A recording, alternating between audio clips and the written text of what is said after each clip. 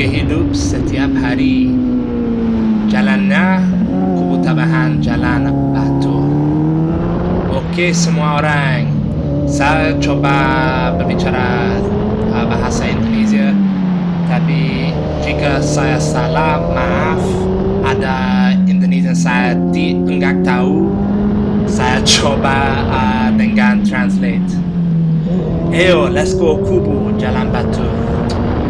Jalan batu dari bawah ke atas dalam 6 menit. Ingat ini bukan trek balap, jadi jangan melebihi kecepatan. Jangan memaksakan atas Anda dan tetap terkendali untuk menghormati orang lain dan kesehatan Anda. Ya, pertama kali melakukan rute ini pada ZX-10A baru saya merasa sangat baik dan mengambilnya lebih berhati-hati dari biasanya. Kebanyakan gigi pertama sepanjang jalan karena tinggungan yang ketat. Saya tidak suka melewati garis putih dalam kasus lalu lintas dan itu sembrono. Sudut kemiringan saya sekitar 4-50. Sudutnya terlalu pendek untuk mesin sebesar itu untuk bersandar lebih jauh dan lebih cepat. Di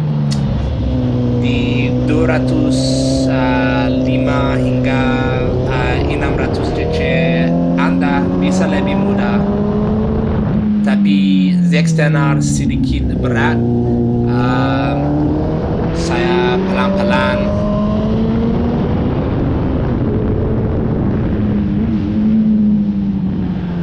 And a bit of technicals in English.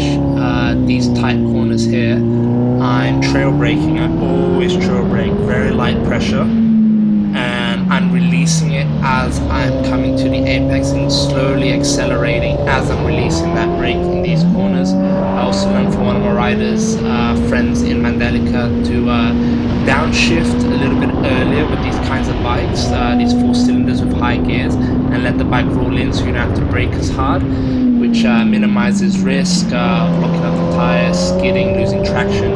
But I'm just braking enough that I'm loading the front tire and giving it that contact patch as I lean the bike in. It actually helps the bike lean in a lot more. And as I'm doing that, or downshifting here, I'm not really downshifting as much as I used to on the Ducati. I'm mostly in first gear. But as I'm braking like that, I'm shifting my bum and hips over to the side and cornering, positioning my foot onto the peg for clearance, and dipping my shoulders and head down towards the side of the handlebar and where the mirrors would usually be. So here, it doesn't really look like on the GoPro, but I am at quite a bit of a lean angle. And it's all about throttle control really on these big bikes. You want to make sure that there's very little time between braking and accelerating, and that you're not accelerating very hard. So you can tell by the sound of the bike, as I'm decelerating, I'm braking, and then as I'm coming through the apex, especially with these bikes, you can start accelerating a lot earlier to drive it through the corner and to keep it on its line. It doesn't actually like too much braking as that stands it up, and if you don't keep the acceleration on, it can actually make you go wide.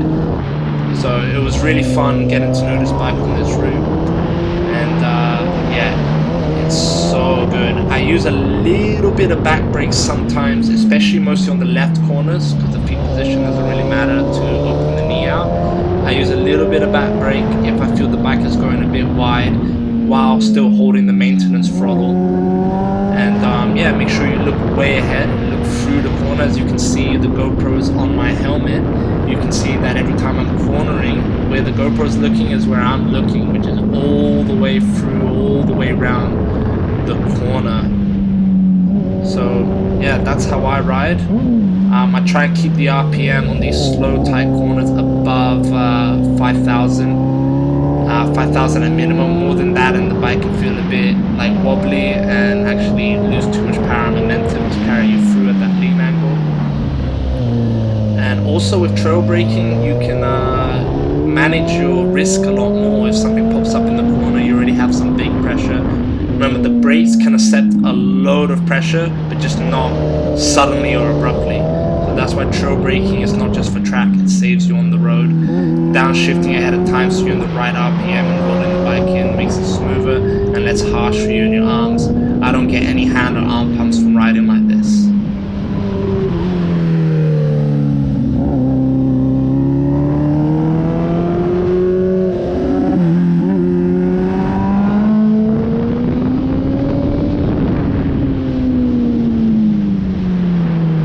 Saya translate ke Indonesia. Saya mengirim ke tikungan dengan ringan untuk membuat lebih cengkeraman dan mencelupkan Moge ke tikungan. Downshifting lebih awal untuk RPM yang tepat untuk masuk dan lebih sedikit upaya pengiriman dengan rem depan saya.